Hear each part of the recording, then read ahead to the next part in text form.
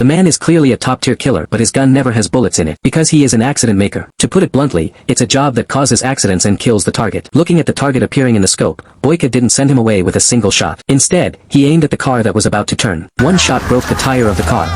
Looking at the target has been hit into the flesh, Boyka immediately packed up and left the scene. And when the police came, they would only think that this was an ordinary traffic accident because there was only a glass in his gun. In this way, Boyka successfully completed an assassination mission. However, what surprised him was that the boss let him take revenge himself afterwards. Although Boyka realized something was wrong at this time, he didn't think too much because of his trust in the boss. But when he finally came to the transaction site, he was suddenly attacked by a killer. Fortunately, Boyka hid behind the body with his eyes closed. This is how he was lucky to save his life. Looking at the bullets in the gun, the killer immediately rode a motorcycle to escape. But Boyka didn't allow him to leave. A paratrooper dropped him to the ground. In the end, the killer had to fight Boyka. However, he was no match for Boyka. He was beaten by Boyka several times in a row and couldn't stand up. Boyka asked him who instructed him, but the killer didn't say a word. At this moment, Boyka was so angry that he had 3 blows. He broke Boyka's arm without a second thought and used a direct blow to the enemy. In order not to get into trouble, as an accident maker, he disguised the scene as an accident. Although he managed to avoid an accident, in the middle of the night he suddenly received a bad news. His ex-girlfriend died in an accident at home. On the day of the funeral, Boyka secretly came to the cemetery. After everyone left, he slowly walked to his ex-girlfriend's tombstone. Unexpectedly, his ex-girlfriend's best friend suddenly appeared at this time and told him a shocking secret. That is, his ex-girlfriend was pregnant with his child when she was alive. At this moment, Boyka was very sad. That night, a piece of news was played on the TV. It said that the 2 robbers who killed his ex-girlfriend died because they ate too much sugar. Boyka thought that this case was not so simple. So in order to figure out the cause of his ex-girlfriend's death, Boyka came to his ex-girlfriend's home without a second thought to find clues. However, because of this, he found an unexpected truth. When he first came to his ex-girlfriend's home, he felt something was wrong. After the simulation of the scene was restored, he found that the 2 robbers just took some money and left. This is not normal at all. As a result, when he took out his ex-girlfriend's autopsy report, he found a special drug in his ex-girlfriend's blood. This drug is a common poison used by killers. The purpose is to force the victim to say valuable information. This made Boyka immediately determine that his ex-girlfriend's death was done by a professional killer. However, this method of committing a crime is a skill that his 2 killer colleagues often use. So he found his colleague Jiwei angrily.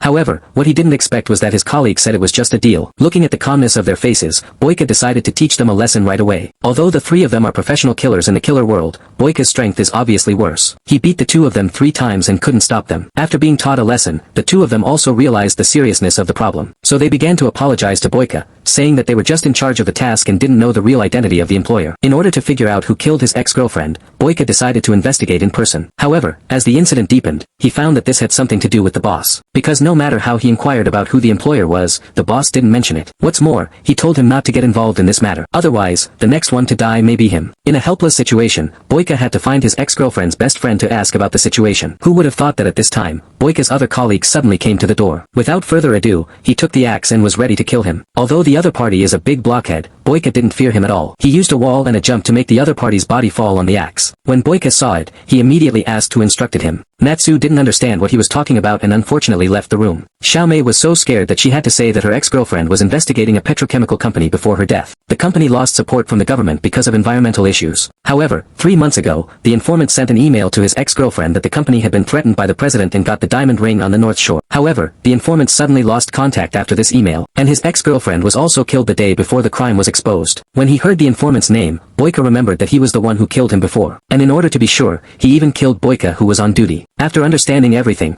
Boyka went to the organization in charge of sending tasks to the agent. And the unknowing agent was still enjoying himself. When Boyka saw him, he picked up a water bottle and smashed it at the engineer. The agent saw it and wanted to tell Boyka about it. But it was a heavy blow. He didn't wait for him to calm down, and Boyka hit him again. This time, the agent had to obediently say that the person he was dealing with was a client. His name was Kent. He didn't even know who the real client was. Boyka didn't think he was lying. He picked up the stick and hit him. But when he was about to leave, the engineer suddenly woke up. Boyka hit him again and beat him to death. Then he was ready to go to Kent. On the other hand, Hyusage was very angry after learning about Boyka's behavior. If he continued to investigate, the organization's reputation would be ruined. It would be difficult to get the order again in the future. So he sent all the killers in the organization to deal with Boyka. At this time, Boyka had found Kent. After a friendly exchange, the other party said that the mastermind behind it was the largest shareholder of the oil company. For the benefit of the company, he chose to silence the relevant people. After saying the address of the major shareholder, Kent took out the recorder he was talking to the agent. As a result, when Boyka just got it, someone broke it. The person who came was the black and white group in the organization. In order to show his shame, the old man threw out the torch directly. Boyka kicked the torch back as soon as he saw it. When the other party was confused, Boyka got up and kicked him twice. Then he hit the old man hard. The old man wanted to shoot, but he was hit by Boyka with the old man's body. When he saw his companion died, the old man was full of anger. He was crazy to Boyka. He didn't even hit him with a gun. The old man rushed forward directly and got into the body.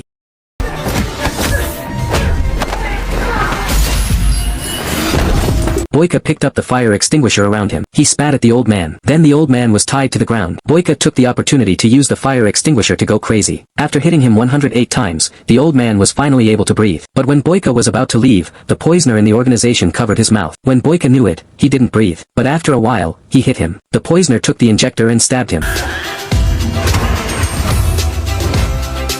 After cleaning up the poisoner, Boyka rushed down the stairs. As a result, he ran into the organization. He wanted to kill Boyka with his skills. As a result, he was conquered by force and passed out. When he was taken away, Boyka found a box of band-aids in his bag. He knew there must be something wrong with the band-aids. He thought he might be useful. The next day, Boyka came to the mansion of the big shareholder, but he found that the organization's Daomei was protecting him. Boyka rushed up and killed 2 bodyguards. Then he was going to fight with Daomei, but Daomei gave the band-aid to the big shareholder, let him hide in the room. Then he fought with Boyka.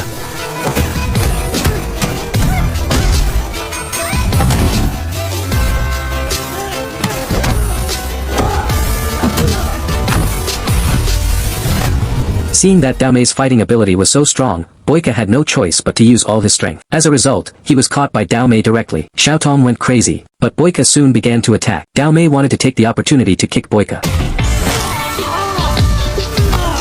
but he was held up by the other party and fell to the ground.